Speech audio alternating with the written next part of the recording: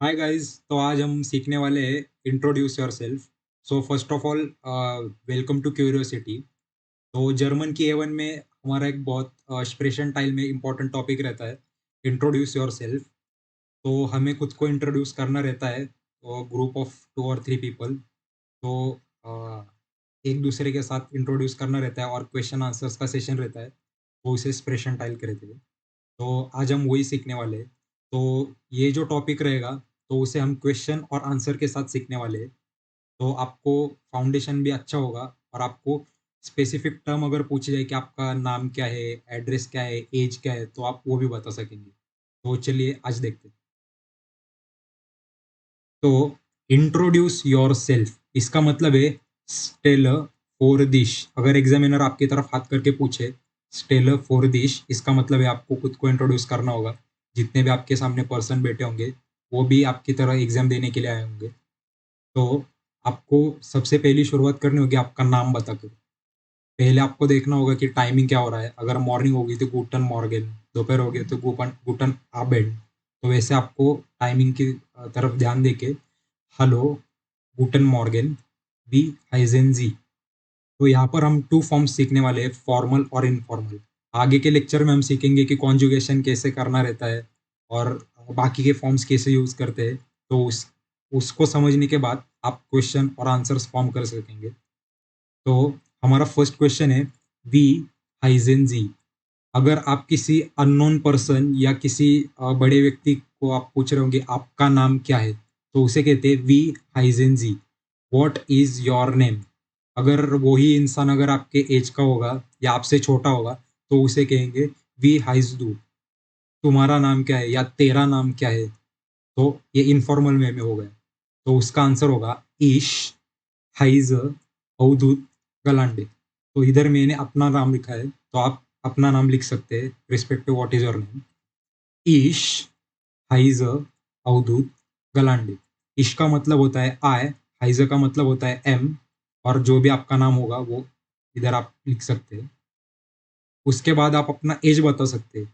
तो अगर आपसे किसी ने पूछा वी आल्ट जिन जी, आपकी उम्र क्या है, वी आल्ट बिजदू, तुम्हारी उम्र क्या है।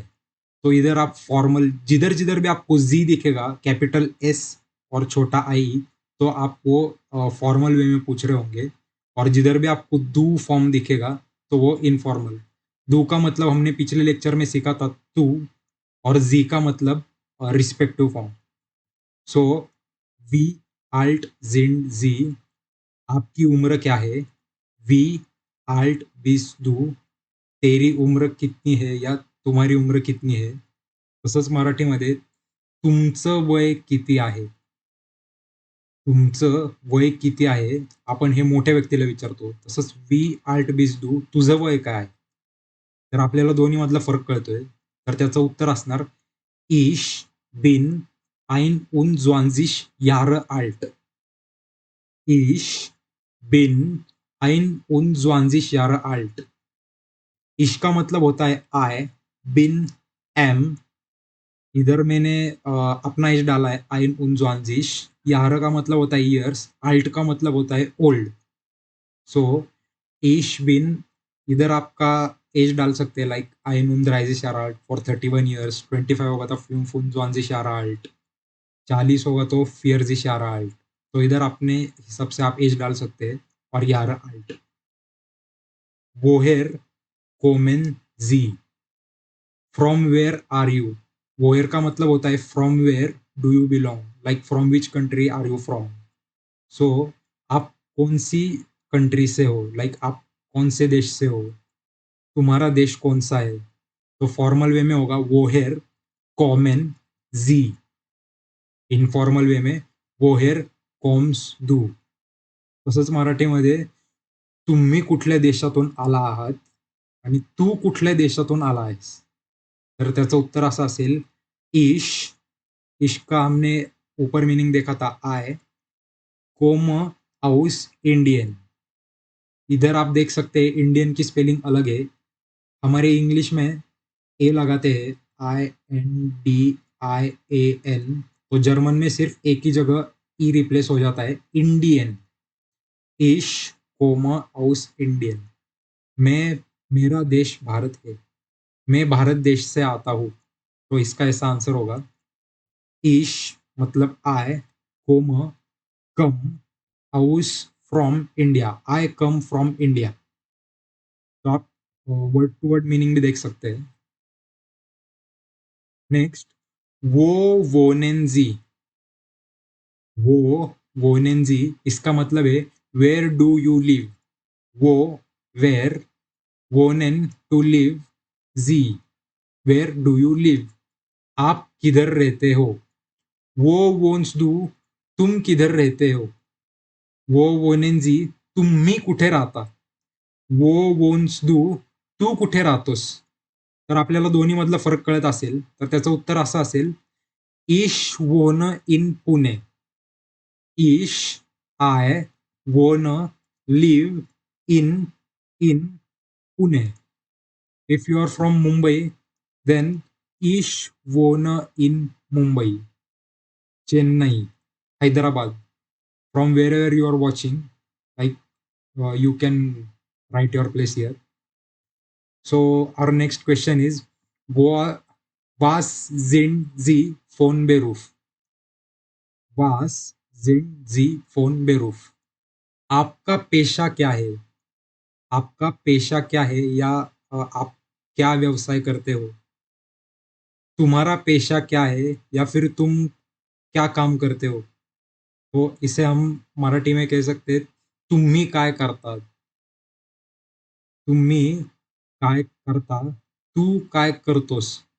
प्रोफेशनला असं मराठीमध्ये स्पेसिफिक टर्म नाही आहे, पण डायरेक्ट कामच विचारतो. तर त्याचं उत्तर असे असेल, इश बिन स्टुडंट फोन बेरूफ, इश बिन स्टुडंट फोन बेरूफ, इश आय बिन एम स्टुडंट फोन by profession, I am student by profession.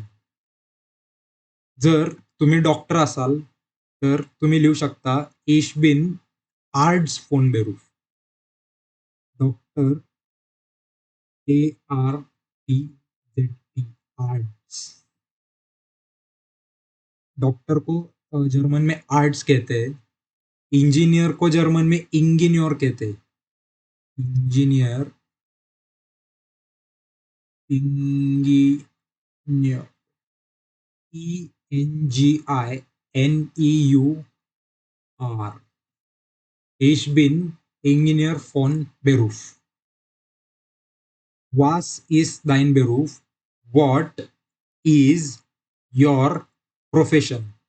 तो इसका आंसर होगा Ich bin Student von Beruf. हमारा नेक्स्ट क्वेश्चन है, Wie viel Sprachen können Sie sprechen? तो आपको अगर किसी इंसान को पूछना होगा कि आपको कितनी भाषाएं आती है, तो आप उसे पूछ सकते हैं फॉर्मल वे में, Wie viel Sprachen können Sie sprechen? In informal way, wie viel Sprachen sprichst du? How many languages do you speak? We means how, viele means many, Sprachen means languages, sprechen is to speak, पर वो conjugation करके स्प्रिस्ट हो जाता है, तो स्प्रिस्ट डू. How many languages do you speak. तो इसका आंसर होगा ईशकान English, Hindi, Marathi und ein bisschen Deutsch sprechen. तो जर्मन को जर्मन में डॉइश कहते हैं, डॉइश, और जर्मनी को जर्मन में डॉइशलैंड कहते हैं. तो याद रखिएगा, अगर आपको कोई भी भाषा थोड़ी बहुत आती होगी तो आपको उसे सिर्फ आइन बिशन के आगे लगाना है, लाइक आइन बिशन फ्रांजियोजिश प्रेशन. अगर आपको फ्रेंच आती है थोड़ी बहुत तो इश्कान आइन बिशन फ्रांजियोजिश प्रेशन, इश्कान आइन बिशन यापानिश प्रेशन. यापानिश मतलब जापानीज. तो ऐसे अलग अलग लैंग्वेजेस के लिए थोड़ा सा डिफरेंट नेम रहता है.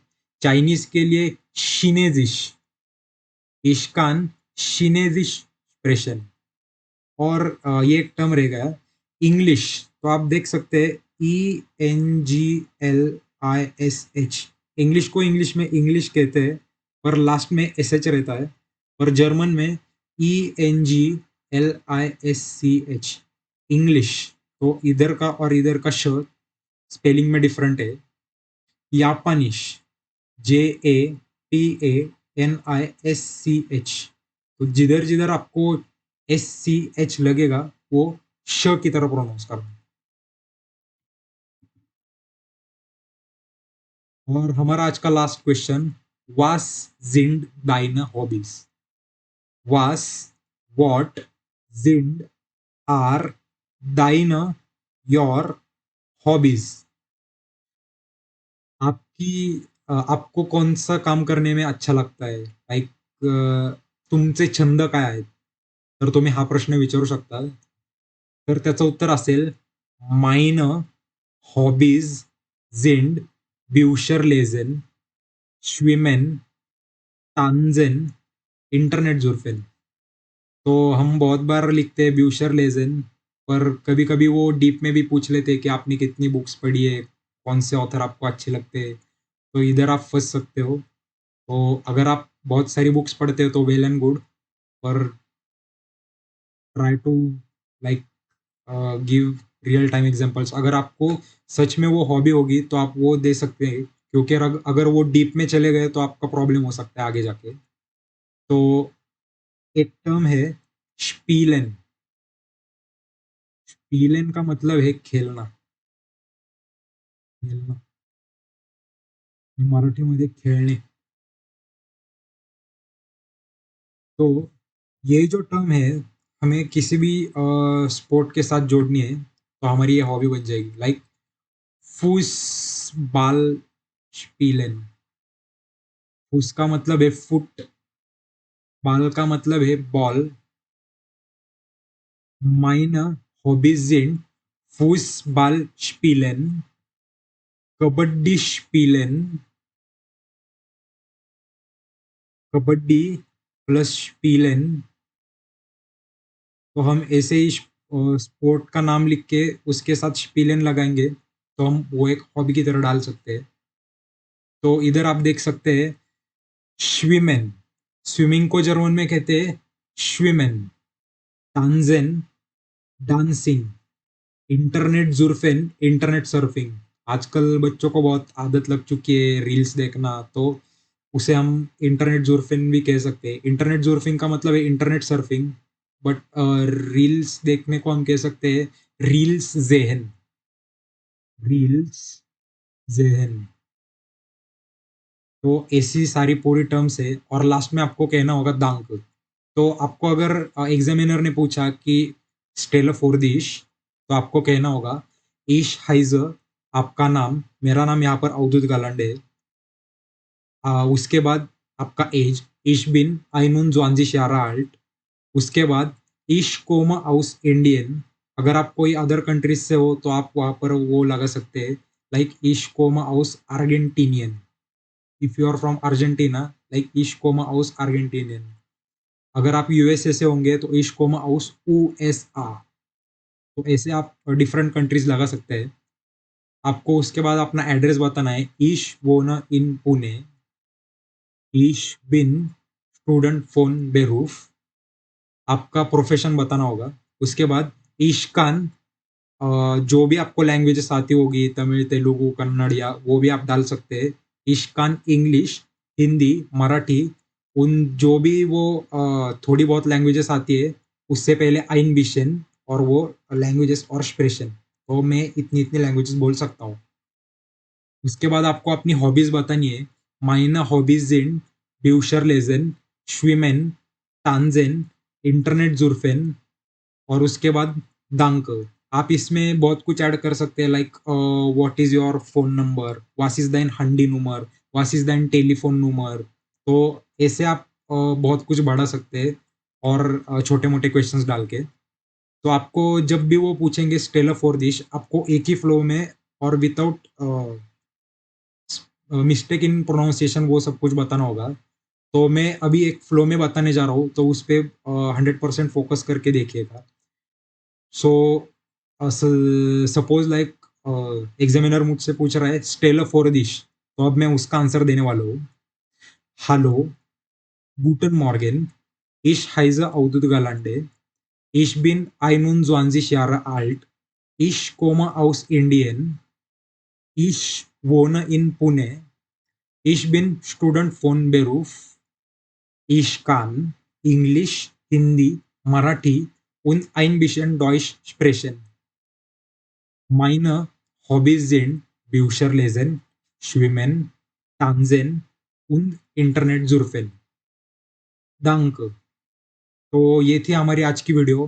तो आपका होमवर्क रहेगा कि आपको मैंने जैसे अपना इंट्रोडक्शन बनाया वैसे आप अपना इंट्रोडक्शन बनाइए, और और कुछ टर्म्स ऐड कर सकते हैं क्या, वो भी आप ऐड कीजिएगा, लाइक पोस्ट लाइट जाल। तो आपका पोस्टल एड्रेस क्या है वो भी आप लिख सकते हैं, वासिसदाइन PLG, लाइक पोस्ट लाइट जाल। तो माइन PLG पोस्ट लाइट जाल इस, वो जो कुछ भी नंबर होगा 411 डैश डैश डैश, वो जो कुछ भी होगा वो आप लिखिएगा और कमेंट्स में बताइएगा कुछ रहेगा होगा या कुछ इम्प्रूवमेंट्स के लिए। सो थैंक यू, मिलते हैं अगले लेक्चर में।